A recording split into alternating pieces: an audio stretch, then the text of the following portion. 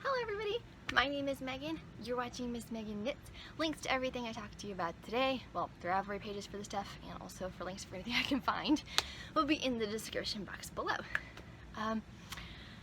So I'm back home. I don't know if you can tell by the difference in view. I'm outside. It's humid. You know, I can't tell you how much after spending 2 weeks in Colorado that I am missing the feeling of humidity. A little crazy, it's a little much, I'm a little muggy, so if I start to like sweat or something, that's why, but I like it. It reminds me of home because it is home. So my Colorado trip was, oh, I forgot to mention, we're watching episode 23, which is really cool. Oh, you're watching it, I'm making it.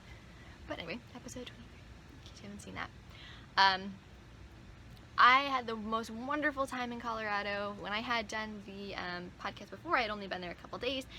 After a 2-week trip and coming back, it's different at home. You know, it feels like I'm missing vacation, but I also missed home while I was on vacation. It was a really weird kind of dynamic.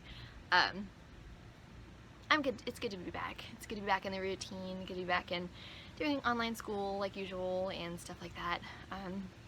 Because of COVID, I've learned my fall classes, which were supposed to be in-person classes, are actually moving to online, giving me another semester of fully online classes, which is kind of a drag. I was really looking forward to getting out in the world and kind of meeting people and kind of seeing people because I don't do that very much. But, you know, online is what it has to be safe, and I'm glad that everybody's being safe. I was hoping for in-person labs, though. It's going to be really not fun to do a bio class and not have lab, because I want to, like, poke stuff and prod stuff and cut stuff open, you know? That's how I like to learn. So I have been doing more knitting since I got back. I know I talked to you 2 episodes ago, before I went to Colorado, that I wasn't doing very much knitting. I was feeling really down in the dumps. I think I've leveled back out to my normal baseline state, which is really good because it allows me more time for crafting, it allows me more time for doing things. I do find myself getting caught up in social media a lot lately though, so I just end up scrolling my phone for hours instead of, you know, actually doing something productive or fun, like knitting, or crocheting, or any of that kind of stuff. But, you know, I'm working on it, and I have gotten quite a bit done as I'm looking at my pile here. Oh, you can probably hear the wind in the leaves right now. I'm not sure if it's drowning me out or not. I have quite a pile here of fun stuff, and I have a whole page worth of notes. So let's get started. I always start with FOs because I think they're the most interesting, and I have 2 FOs today that I finished in Colorado. So the first one is the Brunswick beanie, and I'll get that up for you. This is the project bag I used to take to Colorado. I shoved this thing in my backpack going through airport security. No one cared. Like, I've seen all kinds of posts on knitting forums about going through airport security with knitting. I just did it in 2 different airports, okay, one of which being Boston Logan, which people freak out about because that is where the terrorist attacks came from on 9/11. They did fly out of Boston Logan. So they think, oh, they're going to be extra strict. Maybe, but not about knitting needles. They don't care about your knitting needles, you know. I think maybe if they're metal, because these were wood, I think maybe if they're metal, they might set off like a, oh, go look in the bag kind of thing. But they're perfectly allowed. The TSA allows them, and I've never had any problems. I would say don't fly with anything you're not prepared to lose, but honestly, even my mom, who always gets pulled aside for extra screening for like no reason, they didn't even open her knitting bag. They looked through all her stuff, but they didn't open her knitting bag. They don't care. They don't care. So that's kind of it. I flew with wooden DPNs and the Knitter's Pride Dreams 16-inch circular for this hat. Nobody batted an eyelash. No one even looked.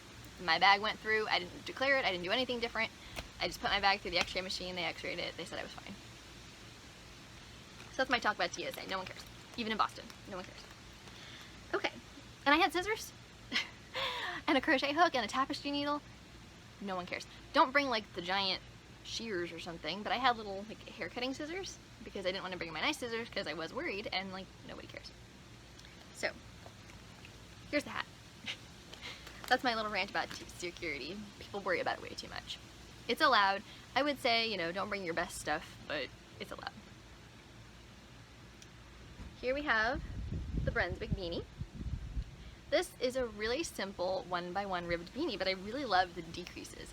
So in order to get decreases in a 1x1 rib, you have to do a double decrease. So you don't have to, but it's helpful to do a double decrease, which I had never done before. So I am, you know, 14,000 feet in the air in a plane on the way home, figuring out how to do the double decrease. And I'm still not sure if I did it right, because I didn't have access to the internet for YouTube videos, because I'm not paying for United Wi-Fi. Sorry. You know what I mean?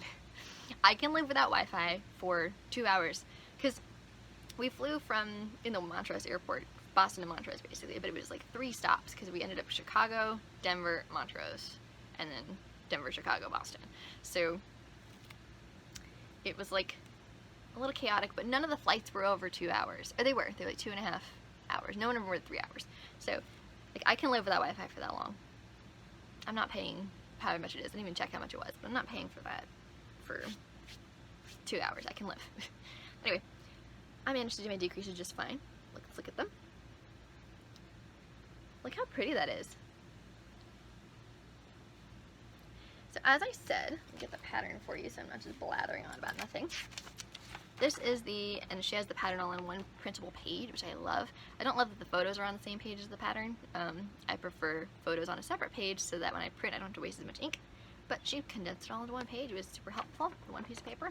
I'm only showing you the back because it has the pattern on it, and even though it's a free pattern, I don't want to give it away because it's not mine. This is the Brunswick Beanie from Sue Granfield, Riotous Assembly. She has links to 2 different cast-ons because she definitely says you need a stretchy cast-on for this. I use the German Twisted. I cast on at home because I like to cast on before the trip, just so I'm not fiddling with a cast-on on the plane. Because that's usually when I start knitting, is right on the plane there. And I tried the tubular cast-on and I just failed like 3 times, and I was like, I've done it before. Like I successfully have done the tubular cast-on for 1x1 rib. I know how to do it. I can do it. I failed a bunch of times. So I decided just to do the German Twisted, which I know and love. So it's super stretchy. Definitely fit over my head. I'm not going to put it on now because this is an alpaca merino blend and it's hot. But anyway, even the crown cheater decreases not by counting stitches but by placing markers in certain locations and then doing certain things within certain stitches of the marker. That is so much easier than trying to remember like K5, K4, K3, K2, you know, whatever. And all that stuff, she just like put markers in and they go. Genius. Genius, genius, genius. I really like it. She talks about in her pattern doing it for charity. I think this would be a great charity hat because it's very stretchy. It would fit a wide variety of heads. This is for me, but I definitely think this would be a good charity project. Absolutely. I may make one to donate to charity as well, just because I use the pattern and feel like that's the right thing to do. Now let's talk about the yarn. This yarn is absolutely gorgeous. It is super soft. It is wonderful to knit with. It's DK weight. Let me get the labels. I have the labels in here somewhere, don't I? Yes, I do. Okay. So this I got at a craft fair, not a craft fair, like a artisan fair or something, around here at the winery. And I got it from this alpaca place. Now I don't necessarily know the alpacas from that place or the exact alpacas in this yarn. I think they do like a collaborative where they all make products and then distribute them amongst themselves to sell. So, but it is from the USA, I know that. This is Mother Nature's Finest Fiber DK weight unicorn knitter's yarn. I have used regular knitter's yarn from the same brand. It just doesn't have the dye in it. This has the purple variegated kind of deal. Alpaca is naturally warm, soft, and strong, making a great choice for next knitting project. This is a 3.5 ounce skein, 185 yards, so like you can tell they're not in the yarn business a ton because you would measure it in yards and grams. You would not measure it in ounces, or at least include the yards and grams because that's what most people use. Regardless, I'm converted. I figured it out.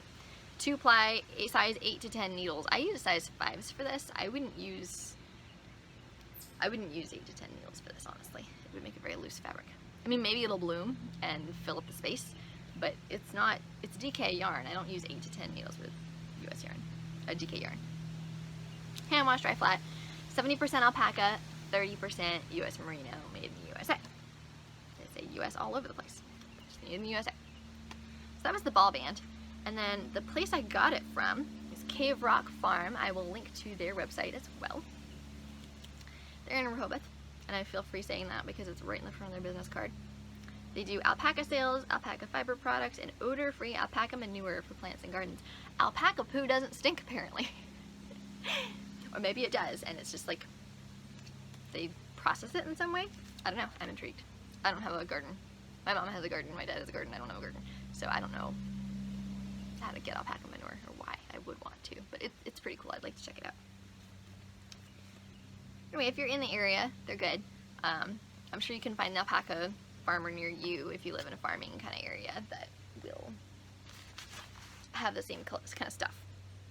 Same kind of collective stuff.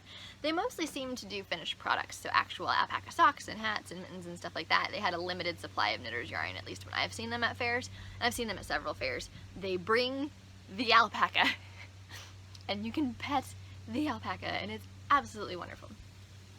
Okay. I think I've talked enough about that. But I am going to wear it in the winter. Oh, the pom-pom debate. I had a big pom-pom debate. Like, do I put a pom-pom? Do I not put a pom-pom? Do I put a fur pom-pom? Do I put a yarn pom-pom? Do I use the same yarn? Do I use a different yarn? I had so many questions, and I decided I will leave it until winter when I'm going to wear the hat to decide what kind of pom-pom to put on it. I think it should have a pom-pom. I like pom-poms on hats like that. But I will decide then, because I can't decide now. It's been 11 minutes already. Whew. Okay. PhD projects half done from Knitpicks. I'm drinking iced tea, but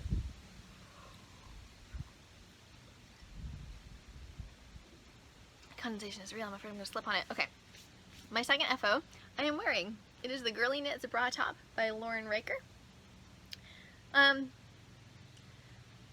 was I going to say about this? The yarn is Lion Brand Pound of Love and Claret. I had that left over from another sweater I made myself.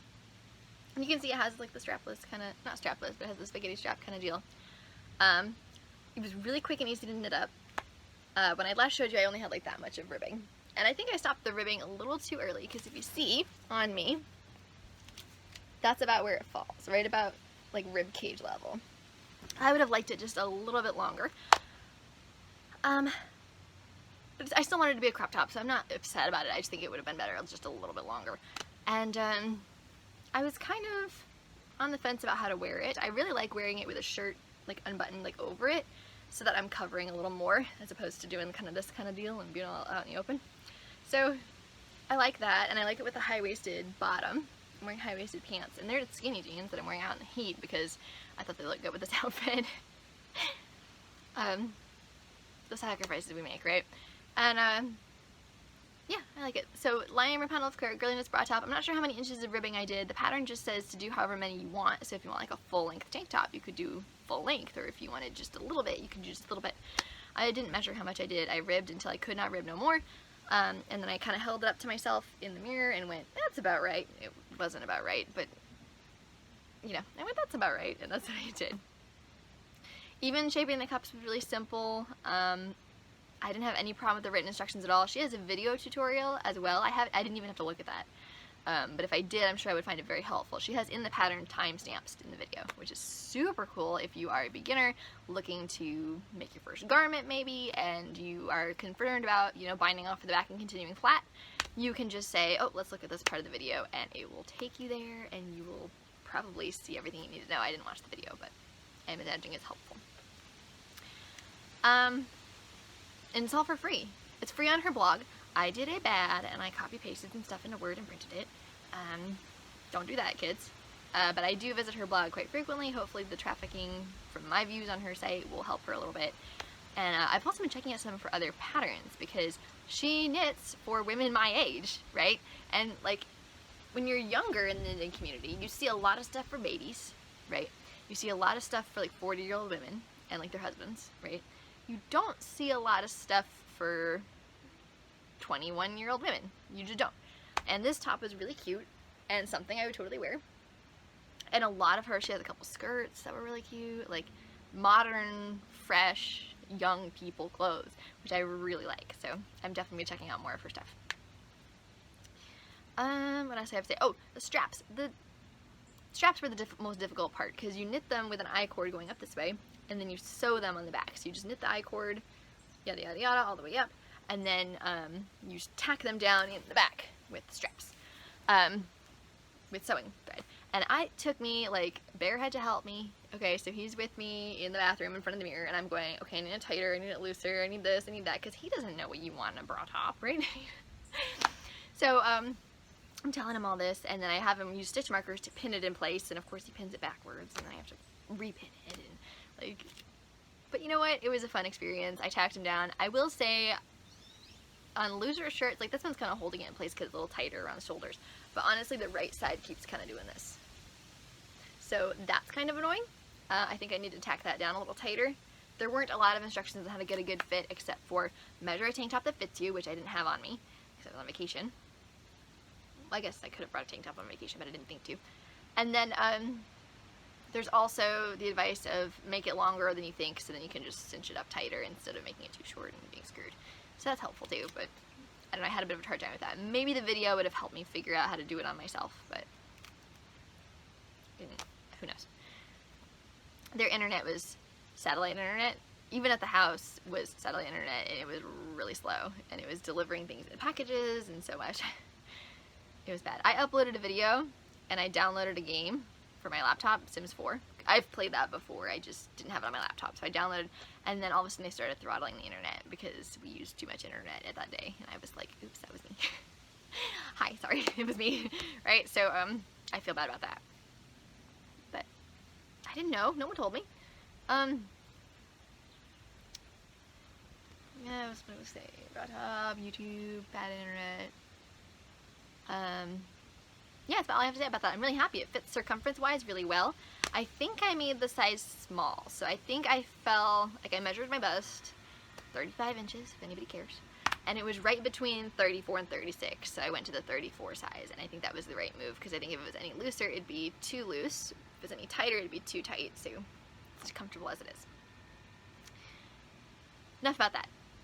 Next, we have the whips, because I don't have any more FOs, so we're talking about whips now.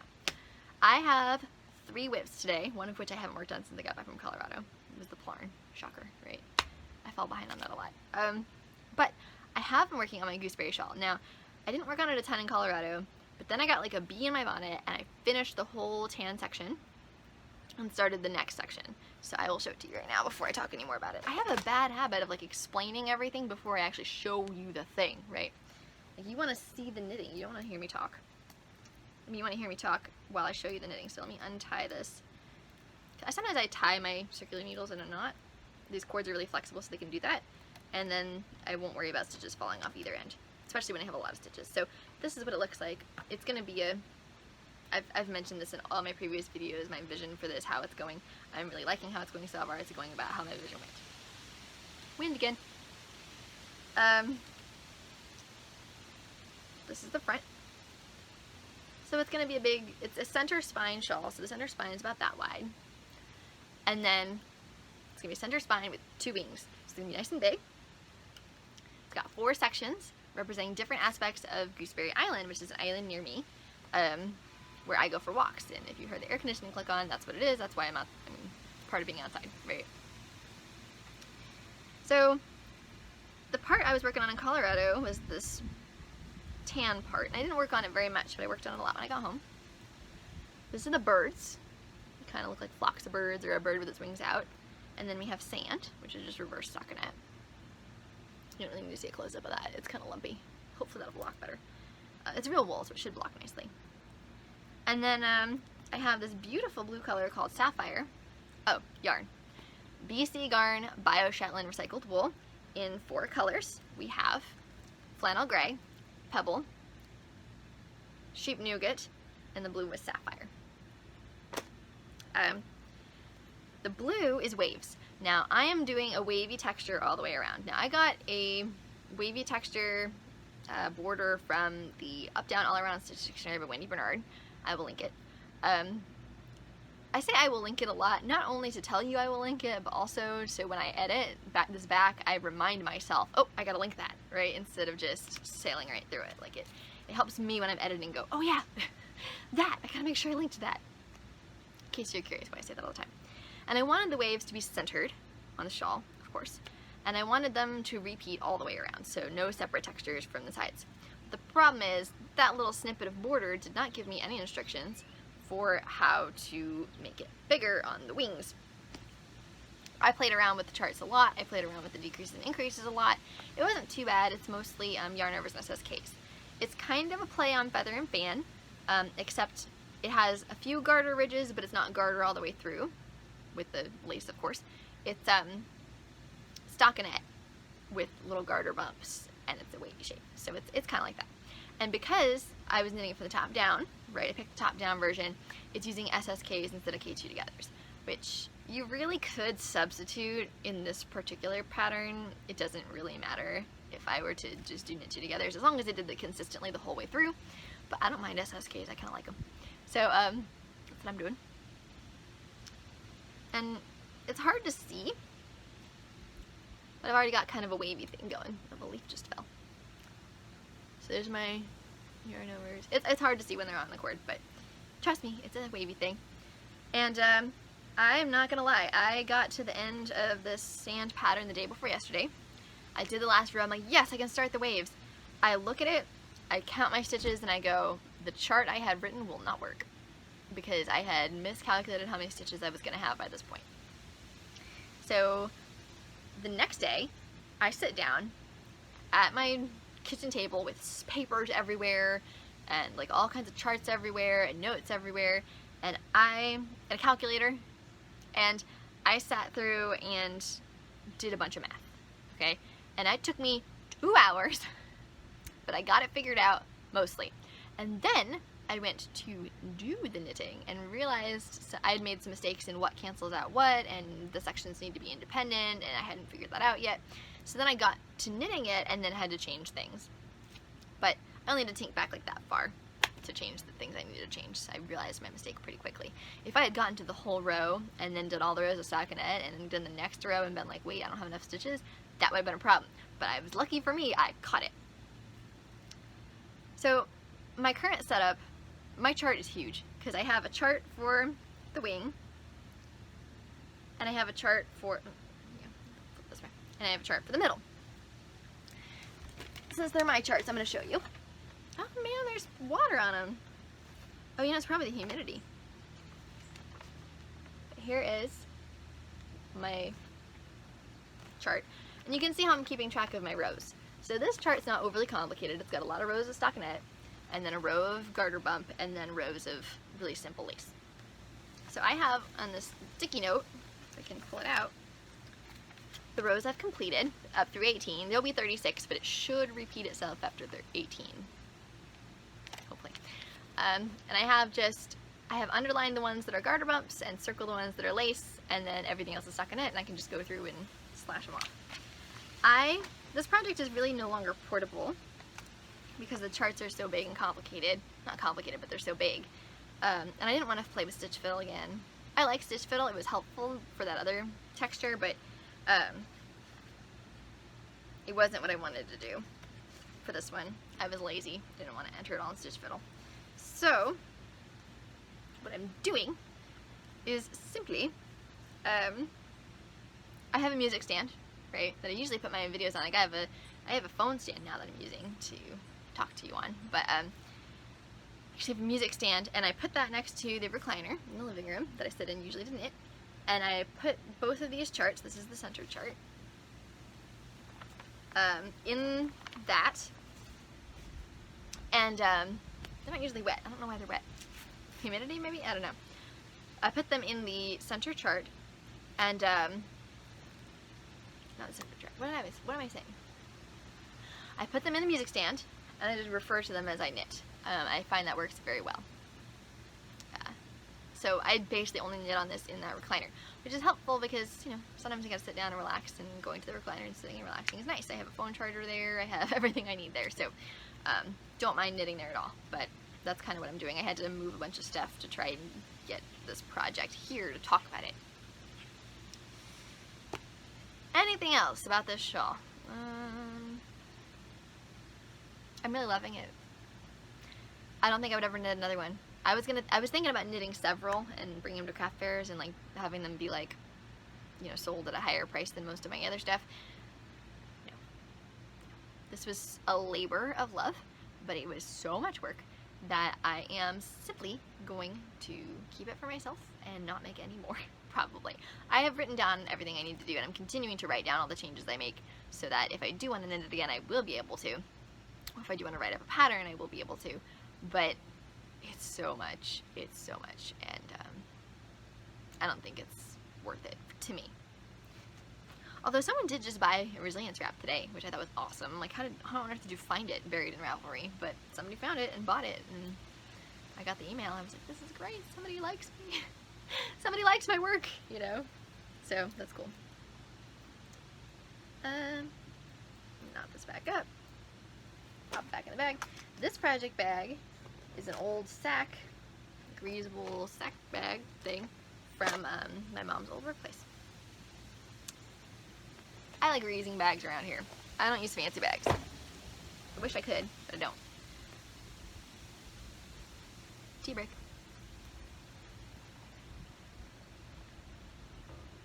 Okay. I have 2 more whips. One of which is my granny square blanket, which you have also heard about ad nauseum. I have made a bunch of new squares, so I will show them. Oh, and I have one mostly in progress. Okay. So I will show the ones I have made since we last talked. 1, 2, 3, 4, 5, 6, 7, 8, 9, 10, 11, 12, 13, and then this one just needs a border and ends woven in 14. Oh wait, 15. Yeah, 15. So that's pretty cool. The yarns for that are a wide variety of 100% acrylic worsted weight yarns. I have some of pretty much every brand in there. If you want to know specifics, colorways, whatnot, you can ask in the comments below, but I have them in my Ravelry page all listed out. I don't have the amounts. I probably won't do the amounts by weighing the skeins because I have just so much, but I will have the names of the colors and everything listed there for you. Oh, the pattern. I'm completely neglecting this blanket. This is the Sunburst Granny Square by Elaine Alliser. I think Elaine Alliser? I don't know how to pronounce her name, but it's beautiful work. This was also free on a blog. I did not copy paste that one, I just memorized it. She offers hers on Ravelry for a very reasonable price. I really need to go out and buy it. I just keep forgetting. I keep forgetting every time I say I need to do this, and I keep forgetting because I already know how to make the blanket. But I like having... wind's blowing. I like having a pattern around, and I like supporting people who do good work that is helping me crochet. So I am using a 5mm hook. Her pattern calls for fingering weight yarn and a much smaller hook. I am using a 5mm hook and worsted weight yarn. Squares are coming out bigger, but they're still beautiful, so that's what's going on. Got a little bit of every brand, like I said. They're all craft store brands, 100% acrylic craft store brands. I've got some Yarn Bee, I've got some Nicole's, which is gone now. I've got some Loops and Threads, I have Lion Brand, I have Red Heart, I have basically everybody in there. I just pulled from my stash things that I thought looked good together, so that's how that ended up happening. Anything else, Megan? Anything else? Oh, here's my big sack of yarn. That'd be a good thumbnail. It's my big sack of yarn. My sack of balls. I'm not going to go any farther than that. Okay, so I got that. Next thing is the thing I haven't worked on is Plarn. But I haven't showed Plarn in a couple of episodes, so it's probably progressed since you've last seen it. This is my active Plarn mat. I think I'm going to work on it today, actually, because I have quite a few balls of Plarn in here. I didn't realize I had balls of Plarn already looped, and I know when I checked my closet I had a bunch of loops ready to be looped, so definitely going to work on this. This is my Plarn mat so far. I have a pattern for this mat out on Ravelry. It is free. It's Plarn Sleeping Mat for Charity. Of course, you could use it for yourself camping or whatever, but I donate mine to charity. There's a complete written pattern. It has 2 kind of sections of the pattern. You have the section where it is like a blog post almost, with a lot of pictures and a lot of detailed explanations, and then you have a section where it's just like the pattern written out. So you can print just pages whatever, or just pages whatever, or just look on your computer, or whatever. So you have like a printable friendly, no pictures kind of version for you if you choose to go that route. I also have a video entitled All About Plarn. I link it every time. I will link it again. That one's old. It was my second video ever, and but it still has good information in it. So if you enjoy crochet, you want to reuse some plastic grocery bags, you want to help someone in need, plarn is a great way to go. The plarn video also goes into detail about how to make plarn, and it goes into detail about like things you could do with plarn other than this sleeping mat. You can make baskets or bags or anything like that. Something that has to be durable and strong, because plarn, even the plastic bags are relatively flimsy, plarn is actually pretty strong. Tug on it pretty hard once it's crocheted up and nothing will happen to it. So it's good. It's waterproof. That's good. We use these mats. People sleep on them. So you put one end behind you and you pull the other end over you like a sleeping bag, and it will be 6 feet tall. It rolls up like a yoga mat. Blah blah blah. You've heard me say all this before. But I really like to point out my progress every time because I want to encourage as many people as I can to get in with it and to join the movement and to help people out. So it's especially helpful in the winter and in the summer when pavement's really hot. It's helpful all the time. But so I'm working on that. I still have a finished plarn mat in my closet that I've got to figure out how to give to the organization that distributes them, because I don't distribute the mats personally. I work all my time crocheting them, and then other lovely people from our church community volunteer with a truck that gives out like food and clothes and these and hats and mittens, or whatever else people might need to the homeless and to the disadvantaged, so that help them out a little bit. So this is my contribution to that movement. Okay, plarn done. Ideas. Okay. So what else have I been up to knitting and crocheting wise? I haven't actually picked up a hook and yarn yet. I keep telling myself I will. I am looking into making more amigurumi. One, because I really like doing it, and two, because it would sell well at a craft fair. So when craft fairs come back after COVID is over, I would love to sell at a craft fair, and having lots of amigurumis around would be helpful for that. So I am excited to make them. But I was like kind of humming and hawing over what I wanted to do, and I kind of realized I should challenge myself. So I decided to take the blueprint class, design your own amigurumi monsters. I'm not sure if that's exactly the title, but it's very close to the title, so you can find it with the keywords, with Stacy Chalk. I love Stacy Chalk's crafty classes, and I have favorited almost all of her amigurumi animals. I want to get her books. I am a fan of hers. I haven't checked out her blog actually very much, but I really should, because if she has a blog, I'd like to follow it. I really like her amigurumi kind of style. They're nice and big, they're nice and cuddly, they're just cool looking, they're kind of cartoony, like that's what I like. So the class comes with some patterns for monsters, but it also comes with everything you need to know to design your own. And the first step, I haven't actually put hook to yarn yet again, but the first step is to sketch. And the idea being, you need to sketch without worrying about whether you can crochet it or not. Just sketch little cartoon doodles and then see what you can make out of it that looks kind of similar. So these are my first preliminary doodles. This guy is one guy. He's happy on one side and sad on the other. This guy's a donut. This guy's a little tea looking thing. This guy looks like a tooth. Those are my doodles. And then I picked the one I wanted to make, which was this one. He looked really cool, and I can know how to crochet a curly Q, so that'll help. Oh, here's some more monsters. This guy's angry because he's an office guy. Office guys are always angry. And here we go. First crochet monster. So then I started to write down the notations she had written down on hers about like how many stitches on each side of the hexagon do you want to go to, and how many rounds plain do you want to work, and I want him to be a perfect sphere, so what does that mean for rounds wise? It was really helpful. So I figured out, how I want to do it, and now it's just left to do it. I gotta pick yarn and pick colors and do it. I'm not sure what kind of color he would be. Let's look at him again. He's got eyes with an iris. I wanted to have an iris. He's a big sphere with a curly Q nose and octopus legs. So, what kind of colors does this guy need? I have no idea. I'm gonna have to shop my stash and figure out what I have on me and make him. I'm just intimidated to make him because I'm afraid he won't come out right, which of course he won't, because this is my first try. But that's okay, right? Like, there's nothing wrong with it not coming out right, as long as you are comfy with that. Oh, sorry, I put my notebook on the table is holding you up.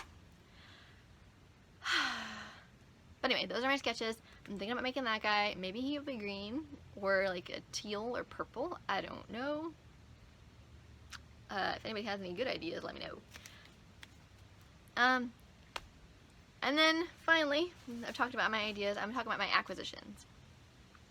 I've actually acquired stuff, souvenirs from Colorado, and I like getting yarn as souvenirs. It was so funny. Okay, so we're in Moab, Utah, right? We went from Colorado to Utah. They're next door neighbors. So went to Utah, and we parked to get something to eat, like on the side of the road. And we look up, and it's the yarn store. The one yarn store in all of Moab, Utah. I happened to be where we parked. Desert...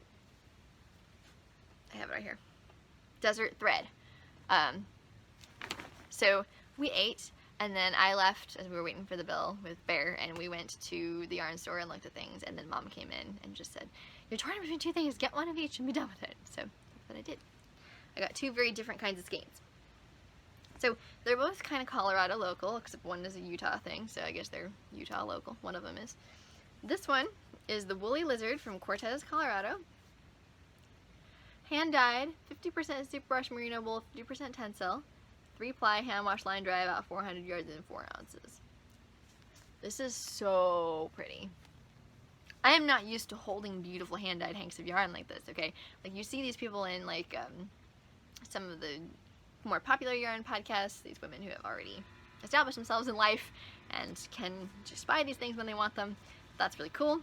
No, I'm all happy for them, honestly. But I'm not used to this, so I'm over here like touching it like, oh, so delicately, like, I don't know, you know, I don't want to hurt it, you know, but it's got these beautiful tonal kind of bits in it. Cannot wait to see how it works out. I have one skein. I thought, you know, one skein isn't a lot, but with the $32 price point, that's what we get. It's totally fair for this yarn to be that price. It's because it is hand dyed, it is beautiful yarn, it's good quality fiber. It's just a matter of that's not something I usually work with. So I'm thinking a pair of fingerless mitts, because it's not machine washable, so I don't want to do socks, because I learned my lesson not to make socks out of anything but machine washable yarn, because I will never wear them, because I will never wash them. This would be good fingerless mitts, maybe. It's not enough for a shawl, really. It'd be a little shawlette. Could make a hat, but I don't really want to make a hat out of this. I'm thinking some really pretty lacy or cabled fingerless mitts. Really intricate. So that's what I'm thinking for that. I'm not sure when I'll start that or if I'll start that soon. This is Cunnington Farms Romeldale CVM from Moab, Utah, the heart of Red Rock Country. That's where I was.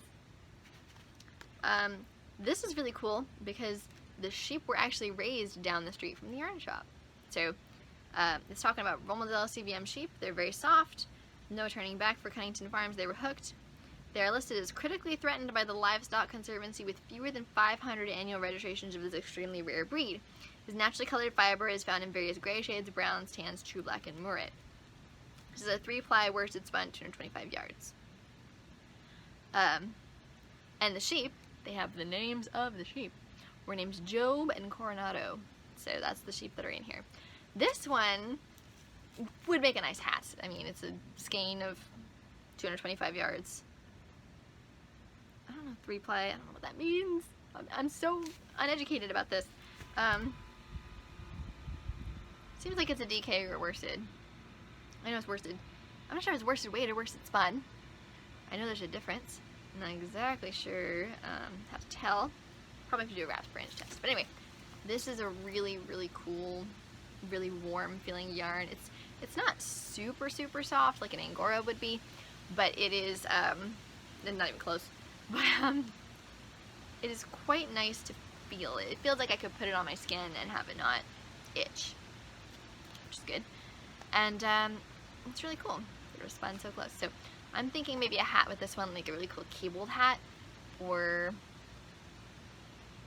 yeah, that's probably it. Cabled hat. Okay. But anyway, those are my kind of thinking for those. And then, this isn't a yarn. I was at a thrift store and searching for treasures. Like, I love to search for treasures at thrift stores. Like, honestly, Savers is my place around here. They had a really cool small thrift store, mom and pop kind of deal in Colorado that we went to. And you're looking for treasures, you're looking for gems. I found some really cool stuff. they had some yarn. It was all really cheap acrylic yarn. There's a bee. Sorry if I act weird. Several bees. Lots of bees. Why are they all here? Lots of bees. But anyway, I was in the book section, and I found Knitting for Dummies. A well-worn, well-used copy of Knitting for Dummies. Now, I need this book. How do I not have Knitting for Dummies? Now, I understand that a lot of it is like how to knit, and I already know how to knit. But it also probably has lots of tips and tricks and things that I've never experienced before. So I want to read this through and see what it's got. See if it's got any patterns in it. See if it's got any cool things in it. It's got pictures in the middle of really cool. It's old, right? So like all this stuff is. It's kind of the feel for it. But and the yarns on the front are so pretty. And somebody clearly really liked this book because they were thumbing through it a lot. This book is old and it's worn and it's, you know, probably got good wisdom in it if somebody liked it that much. And it was $4. I'm sold, so I bought it. It was great. I can't wait to read it. I'm looking around to see if there's anything else I need to talk about.